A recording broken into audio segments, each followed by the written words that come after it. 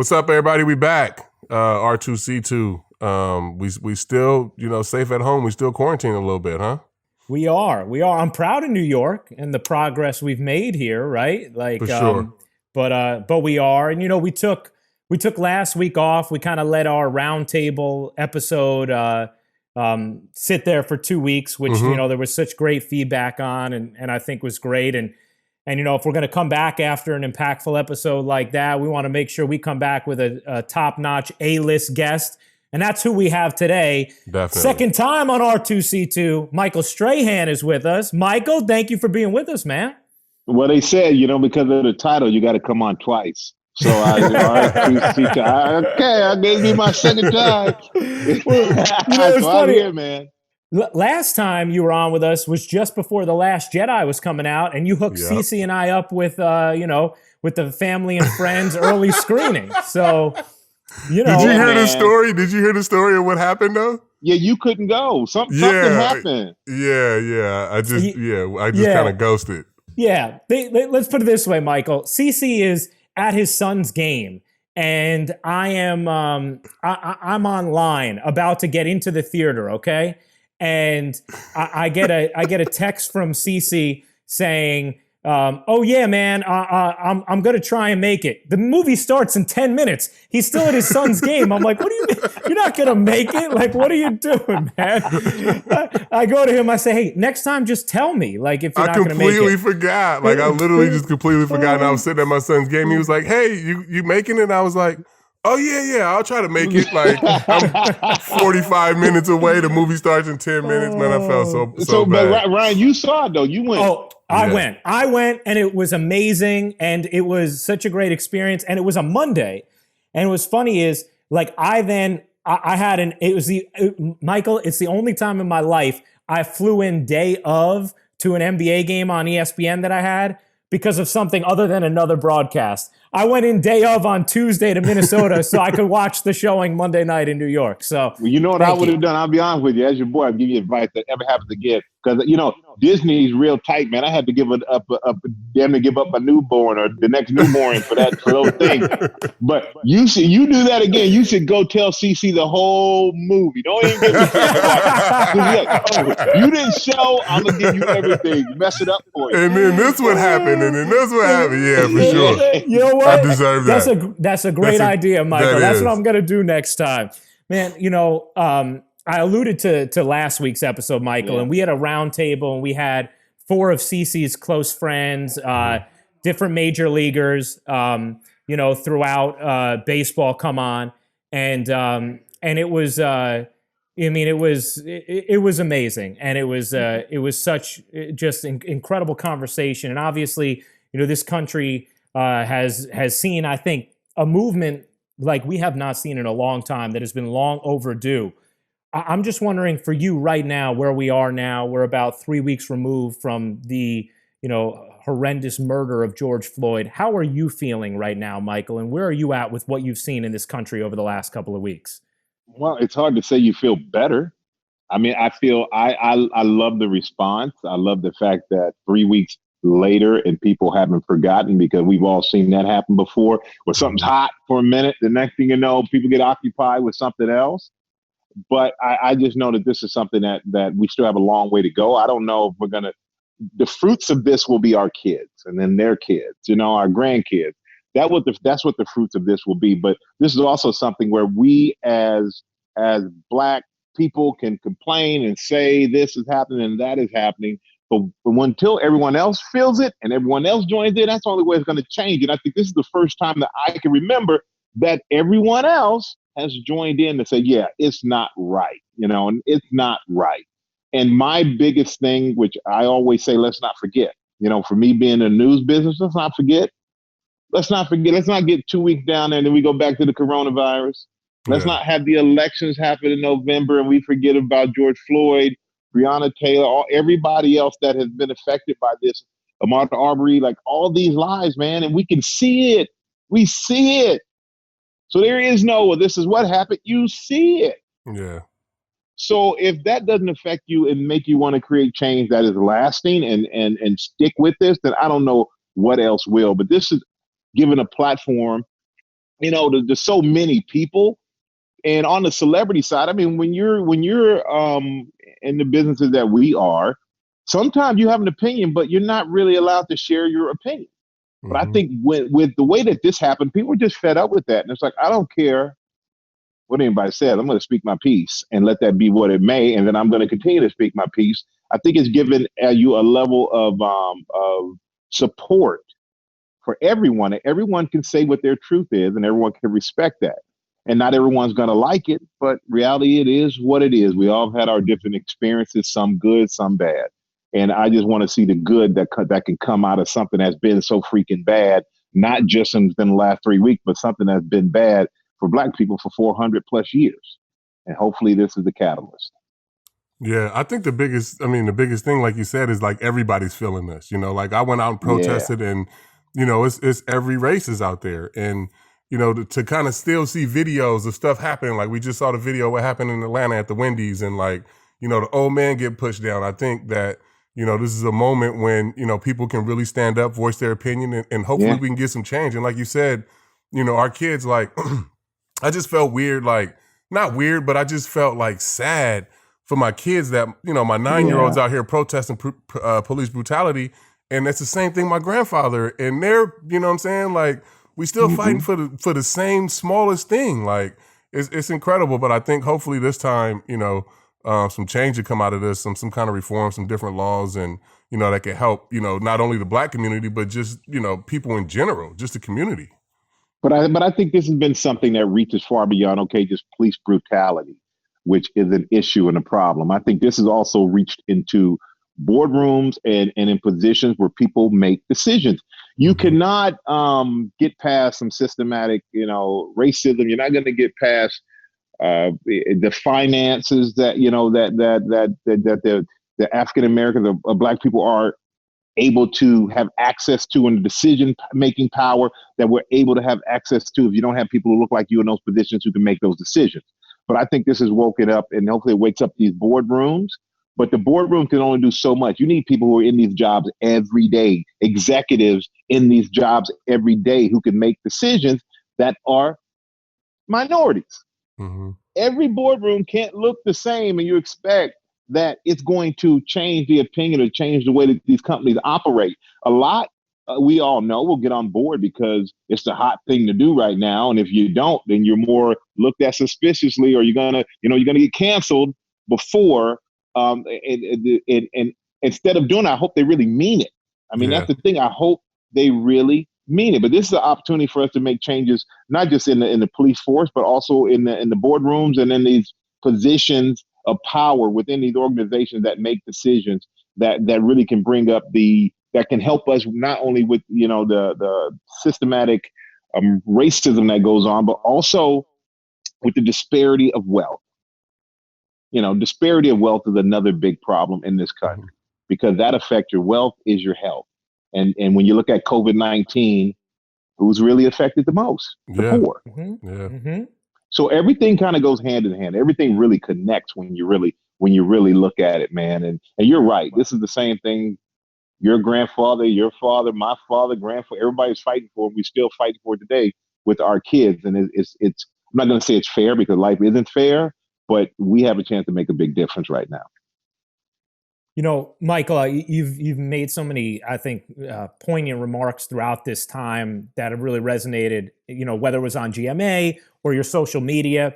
And I thought one of the videos you did recently where you kind of did like a 5.5-minute rip about how you're feeling about everything. And you said, I'm angry, but I know I can't be too angry. And I just thought that was such, for some people who they don't understand that plight, right? Just the fact that like you feel like you can't. And I was wondering if you could just maybe further elaborate on that for our audience, what you mean when you say that, because I'm sure there are people who don't understand, that you can be angry, but not be too angry. Exactly. Well, for instance, I come from a football, right? And everybody thinks that football players are angry, aggressive people, and we go out in society and we just want to rip people's heads off. That's not right at all. That's what I did for a living because I like getting that check. and I was good at it. You know what I'm saying? And I was good at it. I enjoyed it. But football for me wasn't about aggression. It was about competition. That's what that was. So, but you get this, there's a stereotype, right? And how many times, CC, somebody doesn't know who you are, and I see people don't know who I am, but because I'm a big black guy and I get in an elevator or I'm in my car, somebody sees me at the car, oh, you must be an athlete. You must be. We are so, predisposed in most people's minds to being an athlete more than we can be somebody who has a great job of doing something that requires intellect more so than your physical being. But our physical being scares people. So I've just, I've been in just meetings and situations where I'm watching people get upset. They're standing up, they're hollering, they're screaming, they're sitting down, standing up, hollering, screaming, sitting down. And at me in a point where and I'm sitting there going, and talking very calmly, making sure I'm sitting because I realize as a black man, if I scream, that's one thing. That's gonna scare them. If I stand up, they're gonna think all of a sudden it's over. Yeah. So I've had to learn, which ain't happening no more, that I'm gonna sit there and have somebody else have the liberty and the freedom to do those things, and I got to sit there and basically breathe, control my temper, and make sure that I sit when someone else is out of control. And even if I stood up and say, could you please stop yelling? That would make them feel like, oh, if I don't stop yelling, it's going to get aggressive.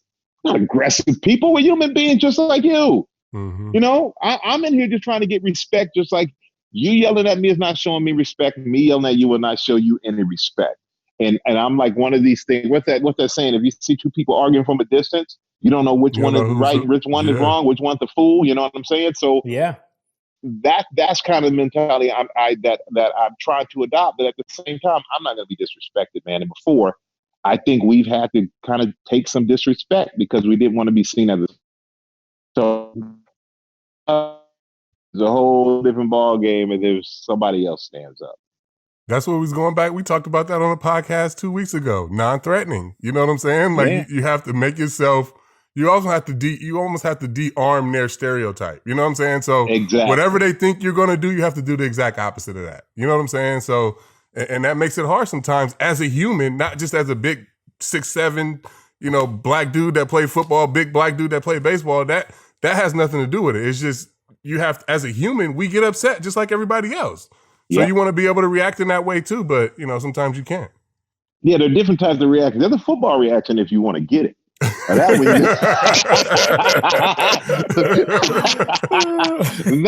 one you don't want to get. Once we get there, hey, there may be some problems, but until then, man, we just. I think you just want to be respected and you want to be seen and you want to be heard. That's it. We're no different than anybody else, and. Just so much controversy, man. I read something the other day. I think Snoop posted it. About changing all these statues and these things that they're fighting to keep up and do all these things. And he said, okay, if I took your child and I sold them, where do you want me to put the statue? Yeah. Think about it that way. You got to learn to put yourself in other people's shoes. Yeah. You got to learn to put yourself in other people's shoes. And it's not that black people are the only ones who are suppressed or oppressed. It's so many minorities that are. And it's not to make anybody white feel bad. I got white friends. I love them to death. Like my brothers, you know what I mean? Mm-hmm. Closer to me than most. But I just think, but you just got to have an understanding that the world is a worldview. I didn't grow up necessarily in one community here in the U.S. I grew up in Germany. I grew up in Houston. I grew up in New York. I grew up in Maryland, North Carolina, all over the place. So I had a chance to see people for people. But also I've had the chance to see people treat people like they're not people and not have respect for people. I said something recently where I've seen my dad get treated with more respect in a foreign country growing up overseas than I've seen him getting treated in his own country. That ain't right, man. That's not right. It's not right. It's interesting, Michael, you bring that up in Germany, and we had Edwin Jackson on as part of our roundtable 2 weeks ago, and he grew up in Germany for a period of time, and he said very similar things, and I think, one of the interesting parts of kind of some of the stuff on your social media that you've talked about is you told a story recently about getting pulled over doing nothing, I mean, nothing. And And I think it's just crazy. It's, what you were just describing in this, for so many people, like, they've had our head in the sands about how often this happens, right? Like, it's crazy that Cece was talking about teaching his son to drive now, and how he has to talk to him about, now remember, if you get pulled over, this is what you have to do, more so than, hey, this is how you turn, this is how you parallel park, or whatever. Yeah. That becomes the bigger worry, which is terrible, and it shouldn't be that way, obviously.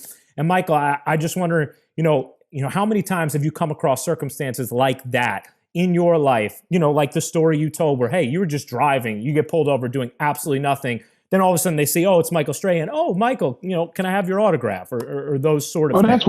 That's one of many, man. I mean, I've been pulled over so much for nothing. And the crazy thing is, I love cars, man. I collect cars. I drive fast. I most of the time.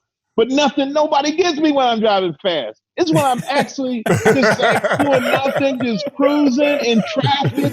And you want to pull me over for what, man? Like, I'm chilling. This is the one. I almost want to say, yo, dude, I ain't doing nothing this time. You should have saw me like last night or yesterday, something like that. But I think, I don't know many people who don't have a story about being pulled over. And I've been pulled over in different circumstances. I've had cops who've gotten aggressive. I remember years ago, man, I had 1995 or 6.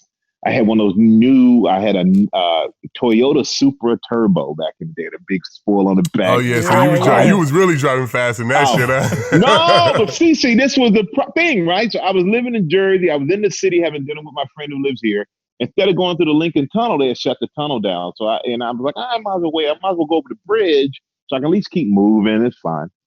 Not driving fast and rush to get nowhere.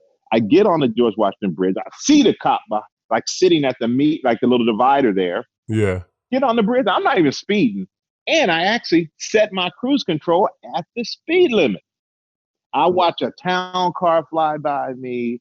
I watch another car fly by me. And what happened? Boop, boop, pulls me over.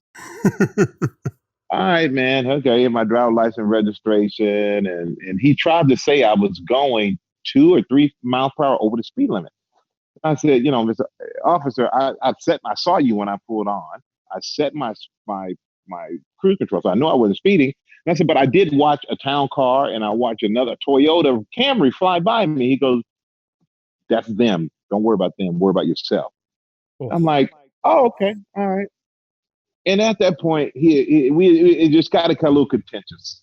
I basically told him, you're going to give me a ticket, give me the ticket, hurry up because I need to get home. At this point, you've made your mind up. And so I do go to court, and this guy actually he was in the newspaper because he talked to reporters when I went to court for it. And he talked about, oh yeah, I pulled over Chris Rock's wife, and I just pulled over Patrick Ewing's wife. Like, he is literally running your plates, looking at you and calling you out. And I'm like, and they're giving you tickets for BS. Yeah. I'm like, dude, you know what? If I'm wrong, I can take it. I'm a grown ass man. If I'm wrong for anything, I can take it. But if I'm not, just don't do that. Well, you have the cops who do just to antagonize, talk to you like you're nothing. But then you have the ones who pull you over, and all of a sudden, the guy pulled me over a few weeks ago for nothing. I'm in traffic. I'm not speeding. Pulled me over. What'd you pull me over for? I'm at the point now. I just say, what'd you pull me over for? Yeah. And I'm kind of pissed because now I got to put a mask on in the car. Yeah. Yeah. Like, dude. He said, oh my God, Michael. Oh my God, Michael. You're my favorite. You're my favorite player ever. I used to try to trick or treat by your house so I can hopefully see you and meet you when I was a kid. Be safe. Oh. Dude, that's more annoying though. But when they do that, like, hey, you my favorite, blah blah blah. I want to still know what the fuck you pulled me over for. What did I do? What did I do before you figured out it was me that you pulled me over? Because if it wasn't me, this would have went a different way. You know what I'm saying? If it wasn't me in this nice car, and you couldn't tell, if you couldn't tell who it was when I went by, except when you saw that I was of a darker persuasion, then I'm pretty sure that has some factor in it. But just to see, I've seen so many videos when people get in the car, they're getting approached and the guns are out. Yeah. Like, give me the same respect you're going to give me. And I understand being a cop, I couldn't be a cop, man. It's such a hard job because you go into a situation not really knowing how the other person is going to react. Mm-hmm. but the other person, in a sense, a lot of times has an idea about how they're willing to react. So you do go in blindly, and that's a scary thing. But if you're gonna go in in certain way, go like that with everybody. With everybody. You know? If you're gonna be aggressive, be aggressive with everybody. Yeah, and I get pissed off, man. Dylan Roof shot up the church, and they take him to Burger King because he was hungry. Yeah. Before they took him to jail. So shooting up people, you peacefully, and you got somebody selling cigarettes, Eric Garner. Come on, man. Come on, man. For what? Like, we understand your cops, and we have to respect that authority. But when you start doing so much disrespectful thing, I think that's why when people see cops, there's this thing about being uptight. I get uptight when I see a cop. And a lot of my friends are cops. Guys who work with me and for me are cops. Yeah. And they're great guys, man. But me driving in a car and seeing a cop car, I'm like, okay, it's good being. I could get pulled over for nothing. Let's see what happens. And then you got to make sure be respectful. So I always say I want to report the news. I don't want to be the news. That makes sense. Yeah, Michael, what have the conversations been like with your good friends who are cops over the last few weeks? I think they understand that. I mean, it's interesting because when you're around them as much as I am, and one of them I'm around every day because he's my driver. And this couldn't be a nicer, more normal guy. But I think that they all understand what's going on because I've heard them tell me stories of things like this that have happened that they don't necessarily agree with. But how in the world can you really? You're like a minnow in a tank with sharks. What are you gonna say? What you gonna do? And there's a guy in California, a police officer, Ryan, and I'm gonna say Ryan. And we're actually working on a show with him. And this guy, he's 30-something years old, hated cops growing up, but now he's a cop. His son wants to be a cop. He has made it his life's mission to battle bad cops while being a cop. And this is a real deal. I mean, this is like, you can imagine how scary that is for this guy to go to work every day knowing that, there are going to be some cops who aren't going to be happy that he's there. Yeah. And so, but he said, hey, I got to make this change because my son said he wants to be like me and he wants to be a cop. I want to make it so that my son can come into something that's better. And I was watching that thing, Let It Burn on ABC last night. Woof, about LA and the riots and all that. Man, that got so heavy with what was going on and seeing some of the things that the police force and how they were trained and some of the things that they were doing and choking guys out. And that you can see that the change that is needed, man. So I just think it's a tough thing to be a cop. I really do believe that. I know it is, but there's still a right way and wrong way to do everything. And if you're going to do your job, be the best at it. And I believe that you got to bring the communities together. You got to make people respect you in that uniform, but not through violence and not through fear, but through communication and understanding. And it may be easier said than done, but hopefully at some point we can get to that point. Michael, I guess before we transition to some football stuff and COVID stuff, just, you're one of the biggest TV stars we have in this country. I mean, you're on. If you think about it, you need to get a better TV, man. Hey, you're on TV every day, though. Yeah, come on. See, I'm not blowing smoke right now. He's not. Because think about it. I hate to hear that, man. Honestly, but, I don't like it like that. Anyway, I know, but think about what you got with GMA and SSK, and then also what you do with Fox and NFL. And I'm wondering, and you kind of alluded to this earlier, but just in the aftermath of what happened with George Floyd, have you noticed a difference in the way your producers, executives, etc., handle kind of the makeup of the show? When you guys are going in and the way this material might have been looked at, right, in the past compared to the way it is now. Because I'll tell you, just from an NBA on ESPN standpoint, I've already seen where we went from, hey, we kind of focus on documenting the game for the most part, right? And that's our focus. And we don't steer into, hey, you better believe we're going to be at the forefront of this. This is different. It's time we all woke up. Like, we can't just document the game. Have you have you noticed a palpable shift as far as like, just planning out your guys' shows goes? Yeah, I mean, absolutely. I think they have been put on alert that you have to be more aware of your viewer. Your viewer is the country. Your viewer is not one demographic.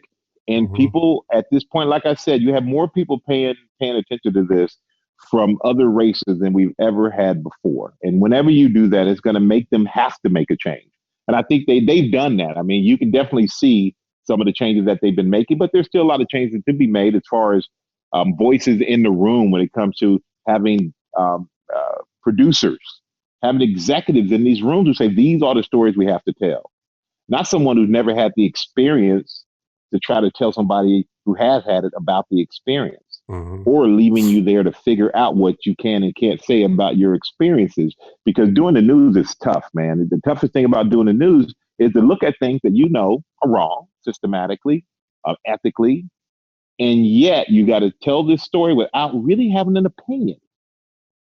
So to do the news through all the COVID, to do the news to George Floyd and Ahmaud Arbery and all this, it's tough because you sit there and you go, that's just flat out wrong. And I have so much I want to say, but yet can't really have an opinion. I got to let people figure the story out for themselves and form their own. But I think that's going to change. I think that has changed a lot too. I think it's opened up the door to you to have more of an opinion on things that are right and wrong. But I do think it's going to have to change still a lot of ways behind the scenes.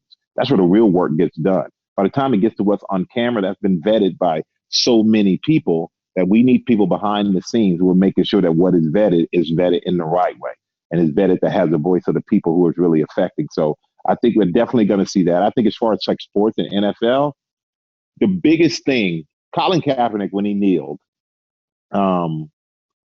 Eric Reed went and kneeled with him. There's some other players who started kneeling with him. Those guys took big chances, it felt like, right? Big chances.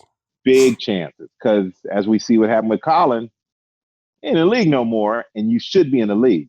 Colin Kaepernick, you mean to tell me, I'm watching half these other guys get signed, even as backups. Man, he better than all the backups in the league right now. Let's just be DC, honest. He you really and me is. are better than the backups. You and me could outplay some of these backups in the league. And I just look and I go to myself, how do you sit here and say the guy's not good enough? That's ridiculous. Just admit what it is. Admit what it is. That's what I would like to say. Admit what it is. This guy is good enough. You just don't want him on your team because you maybe feel like it brings a distraction that you can't handle, bring more tension than you're comfortable with, that is tension that's off the field of football. But just admit those things. Don't lie and say the guy can't play football anymore. You know what? Now I feel like the team that signs him somebody can really rally behind him. Now I feel like he's a bigger commodity now that with everything that's going on and the guys wanting change and everybody, players making videos. The NFL guys made a video. That's what did it. The MLB guys made a video. Like guys want him on their team. You know what I'm saying? So I think it can change the culture of your squad. Like say if he signs in Seattle with Pete Carroll up there and they get rolling. Yep. Like I think it can really at this point it can really change the clubhouse in a good way. When everybody thought it would be bad for their locker room. I agree 100%. I agree 100%. And like when he took the knee and the other Eric and all these guys took knees, that was really risky. But now to see Mahomes, to see Odell, to see all these big stars put out this video that was a rogue video from an employee at the NFL who does social media, who hit him up on the side and put that out, and then have the NFL respond in the way they did because they had to. Mm-hmm. And the players have more power. I hate when there's something like this, and hopefully we don't see it anymore, even though you do see some people talking about it on TV. I can't understand how they can go home and sleep at night. But when you have athletes who speak out and they go, okay, you should just do this, just go play your sport and shut up. Mm-hmm. But don't use your social media for that, blah, blah, blah.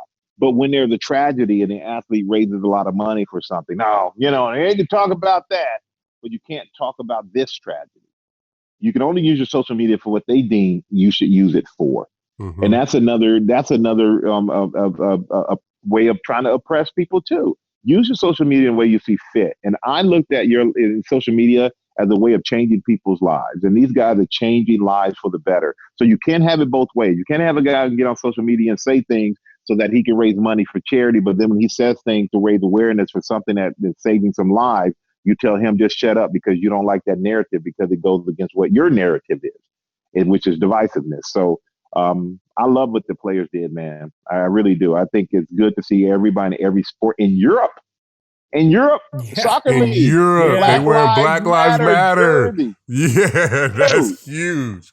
And That people was huge. forget because soccer's not the biggest sport here. But I grew up in Germany, man. What those guys go through over there in Europe, when I'm overseas, you see the news where the bananas and they call them the monkeys and they're hanging. Yeah. Like, I mean, they get it way worse. We get the N-word in worse. Boston. You know what I'm saying? Like, they get it everywhere. Like, talking to Romelu Lukaku and just hearing some of the stories about, I mean, I couldn't imagine somebody throwing a banana on the field while I'm playing. I'm walking off. Yeah. You know what I'm saying? Like, that's just the craziest shit. So to see them have Black Lives Matter, jerseys on the other day, like, that was huge. I mean, I think, it's great that every sport is able to speak up, but it started with the NFL guys making that video. But it's been crazy because this has been a worldwide movement. That's blown me away too. I have a friend of mine who lived he lived in Japan now, and he sent me a thing from Black Lives Matter rally they had in Japan. Whoa, like worldwide, man. The momentum is amazing. We just got to keep it going. Michael, you think someone signs Kaepernick now? I think so, man. I mean, the guy is too talented to be sitting at home. I think now, why wouldn't you? I agree with CC. Yeah. You sign Kaepernick, I think that enhances and builds your fan base and makes your team better, first of all, because the guy can play. Secondly, it makes your team better in just the case of people who care about other people, care about, making sure that people are treated right in this world when it comes to race. So I think it's a win for whatever team has the kahunas to sign the guy.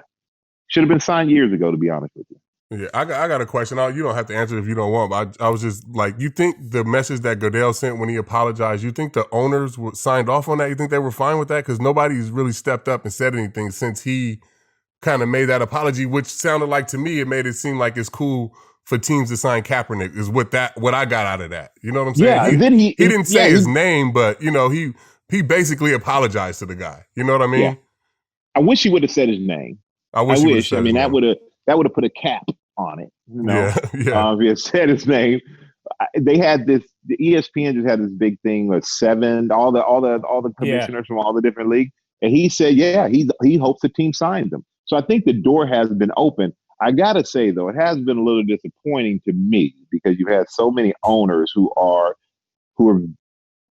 big proponents to speak up when it goes, don't kneel, don't do these things. We're going to fine you. We're going to do this. And they're the most powerful guys in this league. They don't mind getting in front of the camera to show their face when the team is winning or to talk about their teams. But now you have something that's affecting their teams and their players' families, because most of these teams are African-American or Black.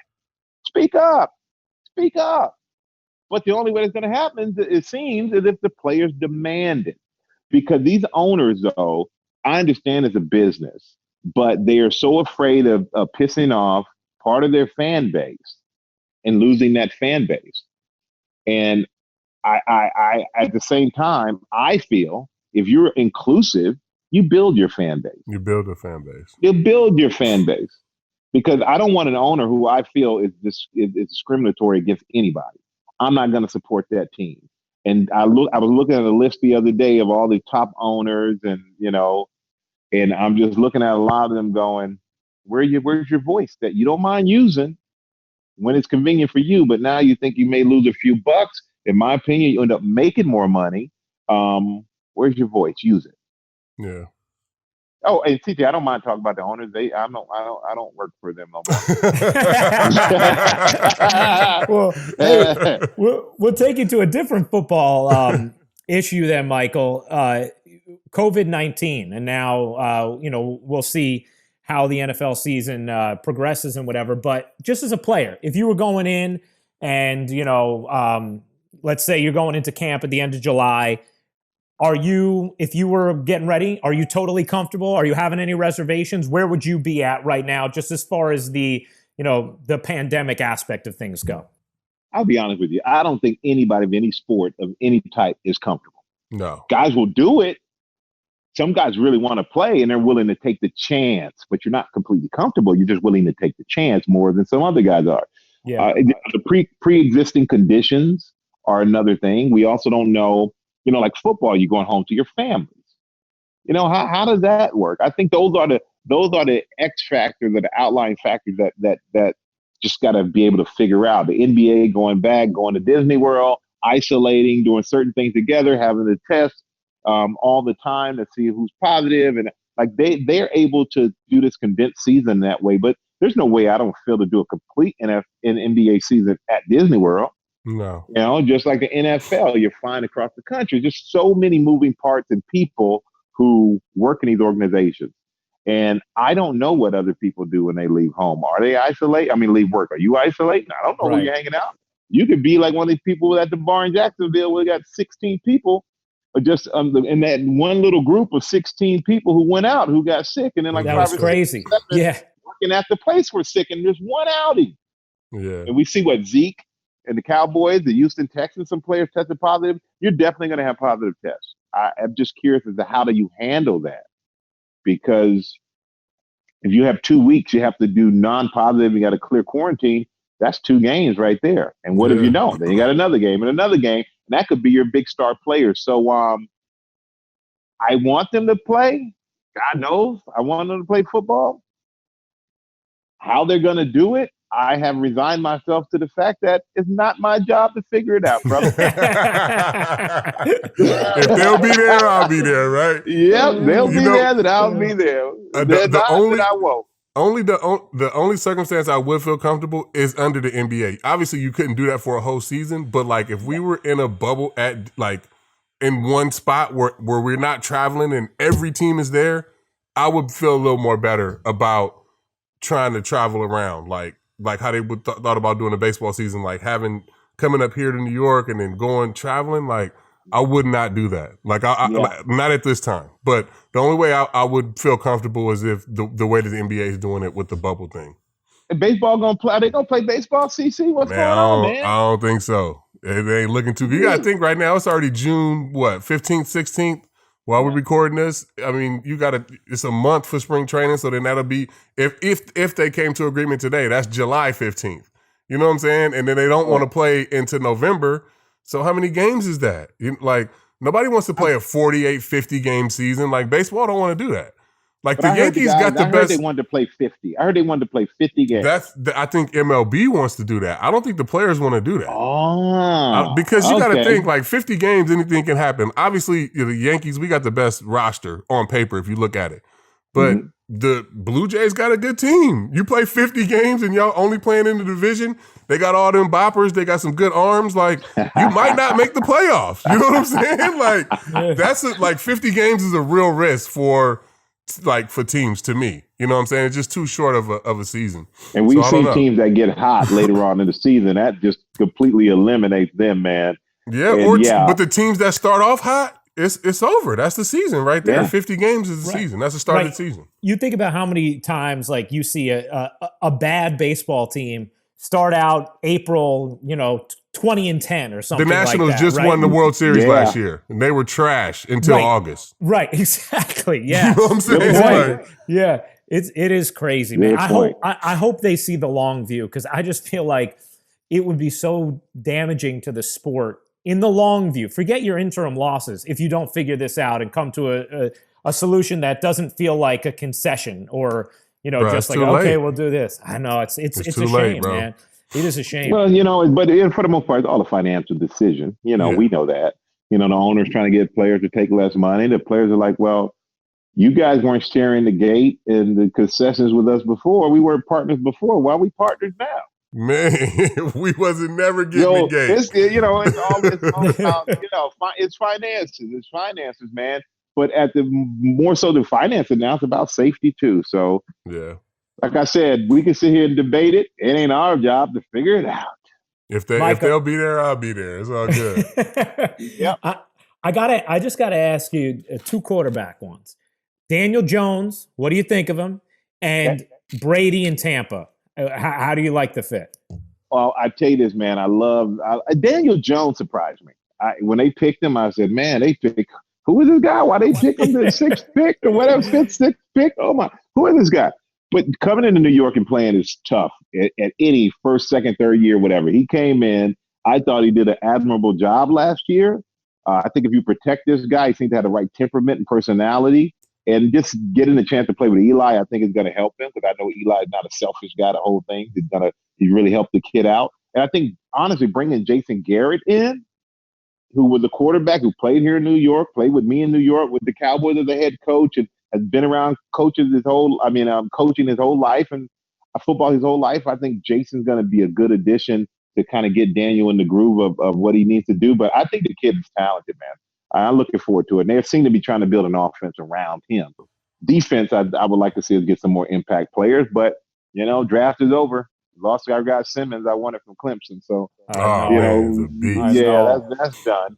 And Tom, I talked to Tom, man. I talked to Tom the other day. And I just got to say, I'm glad his football game is better than his golf game, as we saw. And you know what, though? I was so happy to see that because he's so good that, he's so good at everything. I was like, yeah, he's normal just like us. Like, he fucking sucks at golf. Like, this is perfect. Like, I was loving watching that. I love him, man. I love the dude. He's a great friend. We're business partners, man. And I saw him in Miami for the Super Bowl. And I wouldn't have been so happy, CC, because my boy, but I wouldn't have been so happy if he wasn't talking so much smack. Like, we at this party, just having, and he's like, yeah, no, golf. He's just talking crazy to me about golf. Oh, I hit him up. And I was in Florida for 2 weeks. And I said, hey, I'm coming down, be near Tampa. I'm going to hit you up to play golf. And oh, yeah, I work out in the morning. And I'm like, that's cool. So I saw that he was working out Shador, Deion Sanders' son, on Saturday. And I was playing, near him on Saturday. And I said, hey, I'm good to see you working out with Shador, man. I'll hit you up next time I'm down here because I know you didn't want to get that ass tapped. But, he didn't want none on the golf course, man. The game is tight. Oh, that's great. Yeah. I love it. He's going to do well. I think having Gronk there is a good safety blanket, even though he has two other really talented tight ends. The receivers, fantastic. They got a great defense. So the Bucs could make some noise. You have New Orleans, which is going to be tough. Carolina's kind of rebuilding. I love Teddy Bridgewater there. And Atlanta Falcons, you never know what you're going to get. They're here one year, they're there the next. This week they look great. Next week they don't. So I think in that division, the Bucs could win it. They just got to get past the Saints, in my opinion. It's going to be. They got to get past the Saints. Yeah. Well, Michael, I do also want to ask you about this. MSX by Michael Strahan for the NFL. All right, we know you got the $1,000 pyramid game show. 100,000, man. 100,000. What did I say? People ain't coming in there for $1,000. For $1,000. Inflation, brother. It was 25. It was 10,000 back when Dick Clark did it in the 70s. What are you talking about? I meant 100,000. Do forgive me. So you got 100,000. You got the talent agency SMAC. You obviously do GMA and SSK on ABC. We know your NFL on Fox stuff. But now you're in the clothing business too here with MSX by Michael Strahan. Tell us about kind of this project and tell us a little more about it. Well, it's crazy because years ago it started the suit line. So collection by Michael Strahan. We've been doing it, continue to do really well. Then we did an athleisure line, MSX. And last year we teamed up with G3 in the NFL and we did a capsule collection for the Super Bowl. Capsule collection sold out, did extremely well. So now in the fall, we are having a collection of all 32 teams. You can go to msxbymichaelstrahan.com, check it out, pick yourself up some stuff for your team, and also going to be in select team shops as well. So I got to send CC, I got to send you guys some stuff. Ryan, I don't know your favorite team, but I'll hook you up. CC, I'm going to send you the Raiders stuff. Vegas Raiders, baby. The Raiders guys. And Michael, I'm all blue, man. I was stomping out with you in 2007, all right? Hey, y'all, send me the sizes. I'm going to send y'all some stuff, but it's great stuff in partnership with G3 in the NFL. Like I said, all 32 teams. We got you covered, man. Men and women. That's dope. And you got schmediums, I'm hoping. I'm sure you have plenty of schmediums for my little tight body, right? You're more of a XS, extra small. Just looking at my camera right here. He's a youth large, guys. You got a youth large? That's right. Michael, you're amazing, man. Thank you for giving us so much time and for your thoughts, your wisdom, and for the Super Bowl, in February of 2008 too. I'm going to thank you every time I see you for that as well. Yeah, man. So I'm thankful too, brother. I watched it for the first time during quarantine when Fox re-aired it. Nice. And I was on the group chat with the defensive line. We all stay in touch, and me and the guys. So we all watched it for the first time. And wow. when I tell you, I was like, man, them boys were out there balling. Until you watch, I'm like, man, Tuck, OC, Fred, everybody was killing it. Y'all was getting after it, bro. Y'all won that game. Yeah, I tell you what, I ain't gonna lie, I was surprised the way we played, but I mean that was a hell of a win, man. So that's something to be proud of. I'll never forget it. And I remember leading up to that week though, like the whole press, like I remember you saying, like, don't count, like this D line. I'm telling y'all, we're only going to score 17 points. Okay, Practical said the score was going to be 14-10 or something, and Brady goes, "Oh, we're going to score 14 points." All right. Well, that's all you scored. 17-14 will be the final score. Got to send that text message to him every once in a while and remind him about that, Michael. Yes, but I appreciate you guys having me, man. It's always fun, and I love the fact that you guys talk about everything. Sports is one thing, but you guys talk about everything, and I think it's important to just keep people informed first and foremost, and secondly to see, in CC's case, like, all right, you're an athlete, you're great at that, but you're great at other things too, man. You really are, brother. So I'm proud of you, man. Continue to do your thing.